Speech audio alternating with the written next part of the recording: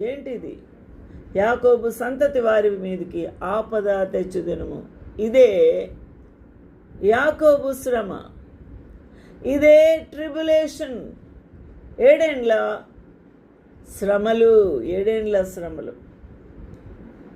అయ్యో ఎంత భయంకరము! ఇర్మియా గ్రంథంలో 30వ అధ్యాయం 7వ వచనం. అయ్యో ఎంత భయంకరము ఆయన దినము, అటు దినం మరి ఒకటి రాదు, అది యాకోబు సంతతి వారి మీదకి ఆపద తెచ్చు దినము.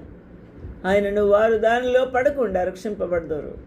దేవునికి మహిమ కలిగి ఆ ప్రేమ వెంటాడుతుంది ప్రభుది. హల్లెలూయా. నీకున్న కాడి నీ మెడనుండకుండా ఆ దినమున నేను దాన్ని విరిచి నీ కట్లను తెంపెదను. యెహోవా సెలవిచ్చుచూ ఉన్నాడు. ఏమని? కట్లను తెంపుతున్నాడు అనగా చెరలో ఉన్న ఆ కట్లను తెంచుట. ఇక నా అన్యజనులు యాకోబు సంతతి వారి మీద దాస్యము చేయించుకొనరు. హల్లెలూయా. స్వతంత్రులు అవుతారు, బబులోను రాజ్యము నుండి వారు రిలీజ్ అవుతారు అన్న ప్రవచనము నెరవేరింది. దేవునికి మహిమ కలుగునుగాక.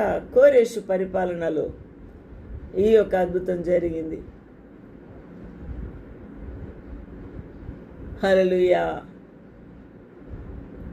వారికి ఇంకా అద్భుతమైన ఆశ్చర్యమైన ప్రవచనం ఏంటో చూడండి ఒకసారి. 9వ వచనం. తమ దేవుడైన యెహోవానగు నేను వారి మీద రాజుగా నియమించు దావీదును సేవించుదురు. దావీదు చనిపోయాడు కదా, ఆయన ఎముకలు కదా ఉన్నాయి దావీదు మహాపట్టణంలో. మళ్ళీ ఈ దావీదు మహారాజు ఎలాగా పరిపాలన చేస్తారు అని ఇక్కడ ప్రభు అద్భుతం చేయబోతున్నాడు.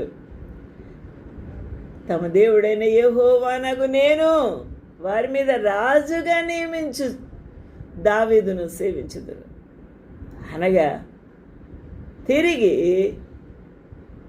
ఆ ప్రభు మృతుడైన దావీదును సజీవుడుగా లేపబోతూ ఉన్నాడు. ఆయన సూర్యుని వలె ఆ మహిమలో ప్రకాశించబోతూ ఉన్నాడు. ఆయన క్రీస్తుతో కూడా రాజ్యము ఏలబోతూ ఉన్నాడు. పరిశుద్ధులందరికీ దేవుడిచ్చు ఈ గొప్ప ఆధిక్యత. ఈ ప్రవచనము దావీదు మహారాజు రాజుగా పరిపాలిస్తాడు. సియోను నుండి